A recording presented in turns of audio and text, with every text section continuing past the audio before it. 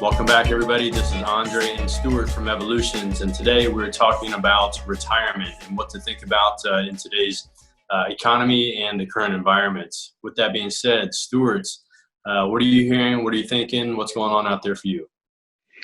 Well, the first thing I want to say is don't go into panic sell mode. As hold on to that 401k, that Roth IRA, those mutual funds you're invested in, and your emergency savings fund as long as possible. Because as you know, the key to investing is time and compounding interest. So everything you've been putting in for the last 5-10 years has been accruing value.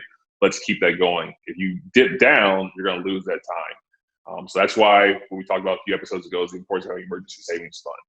For me, to avoid panic selling, actually the truth is when you get scared, when the market's starting to hit a recession and dip, that's when the natural tendency is to want to pull out. But really, that's when you have the cash funds is reinvest or increase your investing, because you're going to, you put $500 in last month, what you can get for $500 last month drastically changes what you can get for $500 this month as we dip down. So really, I'm a big fan of just having an auto investing plan. So for myself personally, I invest, by monthly. So I have a long-term goal of a dollar amount that I want to invest over a 12-month period of time. I break it down into 24 payments. So that same amount that I put in January 1st, I'm going to get more or less when I put that same amount in on February 1st and so on and so forth. But by no means start selling unless you direly have to.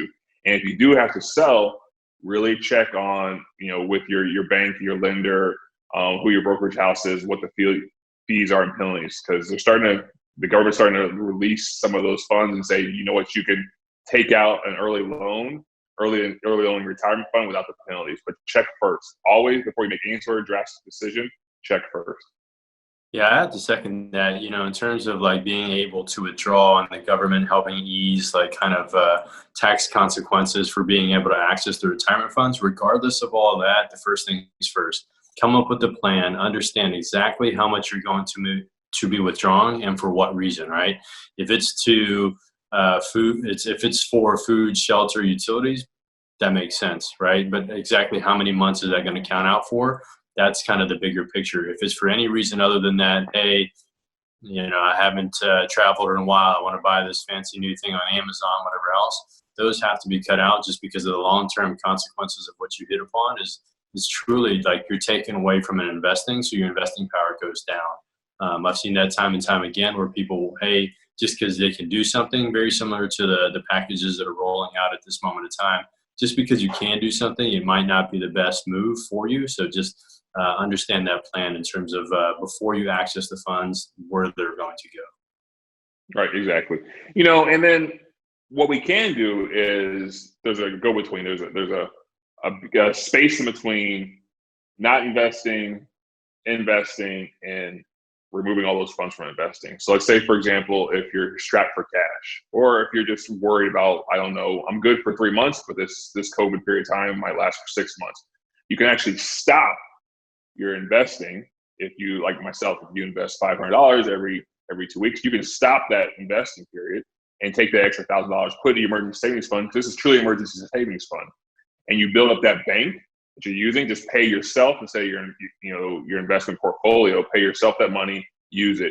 Now, let's say we get through these 3 months or 6 months, and you didn't have to actually dip in that emergency savings fund, and you take that cash and just move it into your investment portfolio. So I think sometimes people think, oh, I'm hitting bad times, I need all the money I can. Let me sell everything I can and take that hit now because I think it's immediate term. There's that space in between. So maybe the option is, let's stop the investing. Let's make sure that I have my mortgage paid, my rent's paid. As you said, Andre, I'm paying for food and water and necessities. If you're fortunate to still work, you still need to have gas to get to your work. So don't just go all the way from left to right. There's increments here, and that's what having a plan is in place for. So a budget is crucial. It's just like a diet. I have a pretty strict diet I follow, but I have my cheat meals and so on and so forth. Same thing with your budget. In this period of time, you normally would have the entertainment budget that needs to be cut because we're worried about, especially the loss of wages or income. The entertainment comes out, the traveling leaves. Get creative with yourself and figure out how to stay at home and stay safe. The same thing with your financial budget. The same way. You know what? I really want to take advantage of this. I'm fortunate enough. I have a year worth of savings, emergency savings fund. Maybe I get by with 6 months. Let's start reinvesting in this economy and building up that portfolio so that you can really take advantage of the compounding interest on the way out of the side. But if you don't have that, 3 or 6 months worth of savings, but you have the automatic investing plan, stop the investing temporarily, because I'm a big fan of investing. I'm a big fan of planning for tomorrow and the long term. Stop it, pay yourself that amount of money, and then just put it in your emergency savings fund. And hopefully you don't have to dip into it. That's it. Sorry about that. And No worries, technology. I'd also say the one thing that you kind of hit on earlier in terms of like, having that plan, we've always stressed from the very beginning, this is the time to reach out to the professionals that are in your support group. If you don't have a support group, let us know. We can help you out with that. But basically, whatever your plan is, you want to have a coach, you want to have a mentor, you want to have somebody that can be able to review that plan, that's been through those kind of exercises or these kind of challenging times time and time again. They can help you point out where your plan may be needing a little bit of an adjustment, where there's areas to improve, and then also possibly other potential professionals that can help you, right? Like, I don't know off the top of my head what the tax consequence is if you withdraw over 100,000. I don't know the tax consequence if you don't pay that back in a certain period of time. That's where you need to reach out to not only your tax professional, but also your financial advisor in terms of accessing those funds and truly seeing, does your plan fit with the team concept of where you should be going to help preserve your kind of mid to long-term opportunities. So I definitely stress that. And for what it's worth, right now is the exact time to do that. Don't go about this on your own. You need a team, and you're going to perform much better when you have a collective response and information input into that potential opportunity or that decision. Exactly. You have a team to help you work through the process. It's not one of those things, I pull a trigger, I make an action, then I tell my team to help them clean it up. That's not a high performing team. It's actually not a team at all. I'm more than me and the team. With that being said, you're still a CEO of this organization. You're still a general manager of your own squad. You're the head coach, but you have other players around you for that reason. So in this period of time, if you're thinking about cashing out your 401k or Roth IRA, you're thinking about selling some stock, that's when you talk to your financial advisor. He or she will give you advice, the holistic picture. That's when you also talk to your tax accountant, as you said, your CPA.